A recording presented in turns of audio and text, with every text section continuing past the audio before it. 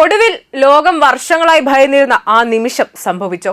അമേരിക്കയും അതിന്റെ പാശ്ചാത്യ സഖ്യകക്ഷികളും പതിറ്റാണ്ടുകളായി സംശയത്തോടെയും ആശങ്കയോടെയും നിരീക്ഷിച്ചിരുന്ന ഇറാന്റെ ആണവ പദ്ധതികൾ ഒടുവിൽ നിർണായക ഘട്ടത്തിലെത്തിയോ? ഈ ചോദ്യങ്ങളാണിപ്പോൾ അന്താരാഷ്ട്ര രാഷ്ട്രീയ വേദികളിൽ നിന്ന് സോഷ്യൽ മീഡിയ പ്ലാറ്റ്ഫോമുകളിലേക്ക് വരെ വലിയ ചർച്ചയാകുന്നത്. കാരണം ഇറാന്റെ തലസ്ഥാനമായ ടെഹ്റാനിൽ അപ്രതീക്ഷിതമായി ഉണ്ടായ 4.6 തീവ്രത രേഖപ്പെടുത്തിയ ഭൂചലനമാണ് ലോകമെമ്പാടും പുതിയ സംശയങ്ങൾക്ക് വഴിവെച്ചിരിക്കുന്നത്. സാധാരണ ഭൂകമ്പമോ അത് രഹസ്യ ആണവ പരീക്ഷണത്തിന്റെ മറവിയോ എന്ന ചോദ്യമാണ് ഇപ്പോൾ ലോകം ഉറ്റുനോക്കുന്നത്.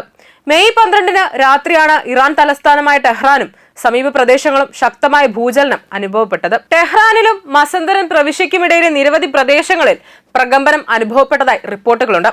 ബുമഹൻ ഉൾപ്പെടെയുള്ള സമീപ പട്ടണങ്ങളിലെ ആളുകൾ വീടുകളിൽ നിന്ന് പുറത്തേക്ക് ഓടിയിറങ്ങി തെരുവുകളിൽ ഒത്തുകൂടുകയും ചെയ്തു. എന്നാൽ ആദ്യം പുറത്തുവന്ന വിവരങ്ങൾ പ്രകാരം വലിയ നാശനഷ്ടങ്ങളോ മരണങ്ങളോ റിപ്പോർട്ട് ചെയ്തിട്ടില്ല. ഇറാന്റെ സ്റ്റേറ്റ് മീഡിയ ബ്രോഡ്കാസ്റ്റായ IRIB ഭൂകമ്പത്തിന് ശേഷം വലിയ സാമ്പത്തിക നഷ്ടങ്ങളൊന്നും രേഖപ്പെടുത്തിയിട്ടില്ല എന്നും അറിയിച്ചു. പക്ഷേ സംഭവം ഇതോടെ അവസാനിച്ചില്ല. ഭൂചലനത്തിന് പിന്നാലെ സോഷ്യൽ മീഡിയയിൽ വൻതോതിൽ ഒരു സംശയം ഉയർന്നു. ഇത് യഥാർത്ഥത്തിൽ ഒരു ഭൂകമ്പം തന്നെയായിരുന്നു, അല്ലെങ്കിൽ ഇറാൻ രഹസ്യമായി നടത്തിയ ആണവ പരീക്ഷണത്തിന്റെ ആഘാതമോ? ഔദ്യോഗിക സ്ഥിരീകരണങ്ങളൊന്നുമില്ലെങ്കിലും ഈ ചോദ്യം നിമിഷങ്ങൾക്കുള്ളിൽ ആഗോള ചർച്ചയായി മാറുകയായിരുന്നു. കാരണം വർഷങ്ങളായി ഇറാന്റെ ആണവ പദ്ധതികളെക്കുറിച്ച് അമേരിക്കയും ഇസ്രായേലും ഉയർത്തുന്ന മുന്നറിയിപ്പുകളും ആരോപണങ്ങളും ഇപ്പോഴും ലോകരാഷ്ട്രത്തിലെ ഏറ്റവും വലിയ സംഘർഷ വിഷയങ്ങളിൽ ഒന്ന് തന്നെയാണ്. ഇറാന്റെ ആണവ പദ്ധതി സംബന്ധിച്ച ആശങ്കകൾ പുതിയതല്ല. ഇറാൻ അവരുടെ ആണവ പദ്ധതി സമാധാനപരമായ ഊർജ്ജ ആവശ്യങ്ങൾക്കായാണെന്ന് ആവർത്തിച്ച് പറയുമ്പോഴും പാശ്ചാത്യ രാജ്യങ്ങൾ അത് രഹസ്യമായ ആണവായുധ വികസനത്തിലേക്കുള്ള നീക്കമാണെന്ന് ആരോപിച്ചു വരുന്നു. ഈ പശ്ചാത്തലത്തിലാണ് ഇറാനിൽ ഉണ്ടായ ഭൂചലനം പുതിയ സംശയങ്ങൾക്ക് ഇടയാക്കിയത്. ഭൂഗർഭ ആണവ പരീക്ഷണങ്ങൾ പലപ്പോഴും ചെറിയ ഭൂചലനങ്ങളായി രേഖപ്പെടുത്താറുണ്ടെന്ന ചരിത്രം തന്നെ ഈ ചർച്ചകൾക്ക് ഇന്ധനമായിരിക്കുകയാണ്. അതേസമയം ആദ്യമേ സൂചിപ്പിച്ചതുപോലെ ഈ അവകാശവാദങ്ങളെ പിന്തുണയ്ക്കുന്ന ഔദ്യോഗിക തെളിവുകളൊന്നും നിലവിൽ പുറത്തു വന്നിട്ടുമില്ല. ഭൂകമ്പം ഒരു സ്വാഭാവിക ഭൗമശാസ്ത്ര സംഭവമാണെന്ന് വിദഗ്ധരുടെ പ്രാഥമിക വിലയിരുത്തലുണ്ട്. ഇറാൻ ഭൂകമ്പ സാധ്യത കൂടുതലുള്ള മേഖലയിലാണ് സ്ഥിതി ചെയ്യുന്നത്. ടെക്ടോണിക് പ്ലേറ്റുകളുടെ ചലനം കാരണം രാജ്യത്ത് പതിവായി ഭൂചലനങ്ങൾ ഉണ്ടാകാറുണ്ട്. ഈ വർഷം മാർച്ചിലും തെക്കൻ ഇറാനിലെ ഗരാഷ് മേഖലയിൽ 4.3 തീവ്രത രേഖപ്പെടുത്തിയ ഭൂകമ്പം റിപ്പോർട്ട് ചെയ്തിരുന്നു. എന്നിരുന്നാലും ഇപ്പോഴത്തെ സംഭവത്തിന്റെ രാഷ്ട്രീയ പശ്ചാത്തലമാണ് ഇതിനെ സാധാരണ ഭൂകമ്പത്തിൽ നിന്ന് ആഗോള സംശയത്തിലേക്ക് മാറ്റിയിരിക്കുന്നത്. ഇതിനിടെ അമേരിക്കൻ പ്രസിഡന്റ് ഡൊണാൾഡ് ട്രംപ് നടത്തിയ പുതിയ പരാമർശങ്ങളും ഈ ചർച്ചകൾക്ക് കൂടുതൽ ചൂടേകുകയാണ്. ചൈനയിലേക്കുള്ള നയതന്ത്ര യാത്രയ്ക്ക് മുമ്പ് മാധ്യമങ്ങളോട് സംസാരിക്കവേ ഇറാനെ ഒരു ആണവായുധ ശക്തിയാകാൻ അനുവദിക്കില്ലെന്ന തന്റെ പഴയ നിലപാട് ട്രംപ് വീണ്ടും ആവർത്തിച്ചു. ഇറാനെക്കുറിച്ച് പ്രധാനപ്പെട്ട ഒരേ ഒരു കാര്യം മാത്രമാണ് പറയാനുള്ളത്: അവർക്ക് ആണവായുധം ഉണ്ടാകില്ല എന്നായിരുന്നു ട്രംപിന്റെ കടുത്ത മുന്നറിയിപ്പ്. അമേരിക്കയുടെ സാമ്പത്തിക ബാധ്യതകളെക്കാൾ വലിയ വിഷയം ഇറാന്റെ ആണവശേഷിയാണെന്നും അദ്ദേഹം തുറന്നു പറഞ്ഞു. എന്നാൽ രാഷ്ട്രീയ നിരീക്ഷകർ ചൂണ്ടിക്കാണിക്കുന്നത് മറ്റൊരു കാര്യമാണ്. ഈ യുദ്ധം ഇത്രയും നീളുമെന്നും ഇത്ര വലിയ പ്രത്യാഘാതങ്ങൾ ഉണ്ടാക്കുമെന്നും അമേരിക്കൻ ഭരണകൂടം ആദ്യഘട്ടത്തിൽ സ്വപ്നം പോലും കരുതിയിരുന്നില്ല. പ്രത്യേകിച്ച് ഇറാന്റെ സൈനിക തന്ത്രപരമായ ശേഷിയെ അമേരിക്കയും അതിന്റെ സഖ്യകക്ഷികളും വലിയ തോതിൽ കുറച്ചു കാണിച്ചുവെന്ന വിമർശനവും ശക്തമാണ്. ഏതാനും ദിവസങ്ങൾക്കുള്ളിൽ സമ്മർദ്ദത്തിലാക്കി ഇറാനെ മുട്ടുകുത്തിക്കാമെന്ന കണക്കുകൂട്ടലിലായിരുന്നു അമേരിക്കയും ഇസ്രായേലും എന്നാണ് പല വിശകലന വിദഗ്ധരുടെയും വിലയിരുത്തൽ.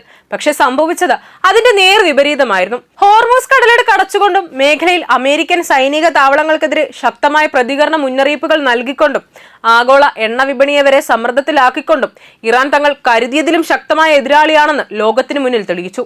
ഇപ്പോൾ ഇറാനിലുണ്ടായ ഭൂചലനവും ആണവ പരീക്ഷണ സംശയങ്ങളും ഉയരുന്ന സാഹചര്യത്തിൽ അമേരിക്കയ്ക്കുള്ളിലെ ആശങ്കയും വർദ്ധിക്കുകയാണ്. കാരണം യുദ്ധം വെറും സൈനിക ഏറ്റുമുട്ടൽ ഒതുങ്ങുന്നില്ല. അതിപ്പോൾ ആണവ ഭീഷണിയുടെയും ആഗോള സാമ്പത്തിക പ്രതിസന്ധിയുടെയും ദിശയിലേക്ക് നീങ്ങുന്നുവെന്ന ഭയമാണ് ശക്തമാകുന്നത്.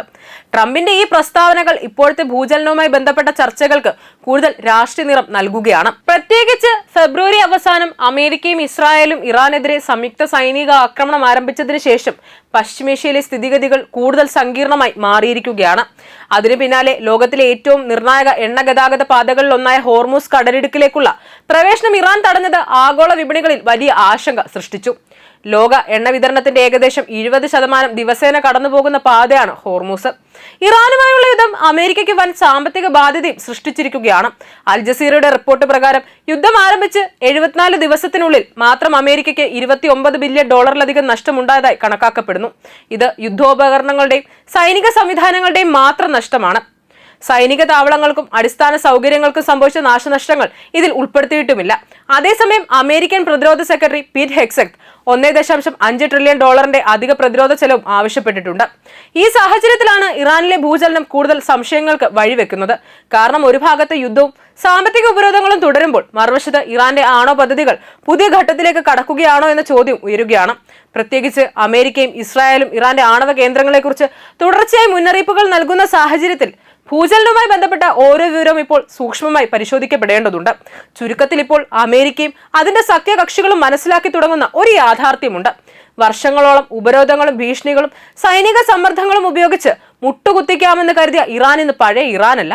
സ്വന്തം രാജ്യത്തെയും ആത്മാഭിമാനത്തെയും സംരക്ഷിക്കാൻ ഏത് നിമിഷവും എന്തിനും തയ്യാറായി നിൽക്കുന്ന ഒരു ജനതയാണ് ഇന്ന് അവിടെ ഉള്ളത്.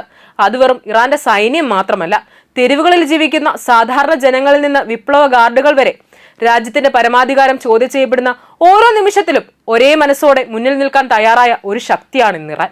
അതിനാലാണ് ഇന്ന് ട്രംപിന്റെയും നെതന്യാഹുവിന്റെയും ആശങ്ക ഉയരുന്നത്. കാരണം മിസൈലുകളെക്കാൾ അപകടകാരിയായത് ആത്മവിശ്വാസത്തോടെ നിൽക്കുന്ന ഒരു രാജ്യം തന്നെയാണ്. നിരന്തര സമ്മർദ്ദങ്ങൾക്കിടയിലും തകർന്നു പോകാതെ ഓരോ ആക്രമണ ഭീഷണിയെയും കൂടുതൽ ശക്തിയോടെ നേരിടാൻ തയ്യാറാകുന്ന ഇറാനെ തന്നെയാണ് ഇന്ന് അമേരിക്കയും ഇസ്രായേലും ഏറ്റവും കൂടുതൽ ഭയക്കുന്നത്. ഡൊണാൾഡ് ട്രംപും ബെഞ്ചമിൻ നെതന്യാഹുവും വരെ സൂക്ഷ്മമായി നിരീക്ഷിക്കുന്നത് ഇറാന്റെ ആയുധ ശേഖരത്തെ മാത്രമല്ല, മറിച്ച് ഒരിക്കലും പൂർണ്ണമായി കീഴടങ്ങാൻ തയ്യാറാകാത്ത ആ മനോവീര്യത്തെ തന്നെയാണ്. കാരണം ചരിത്രം വീണ്ടും വീണ്ടും തെളിയിച്ച ഒരു സത്യമുണ്ട്: സ്വന്തം മണ്ണിനെയും സ്വാഭിമാനത്തെയും കാക്കാൻ എഴുന്നേൽക്കുന്ന ജനതയെ ഒരു ശക്തിക്കും എളുപ്പത്തിൽ കീഴടക്കാൻ കഴിയില്ല.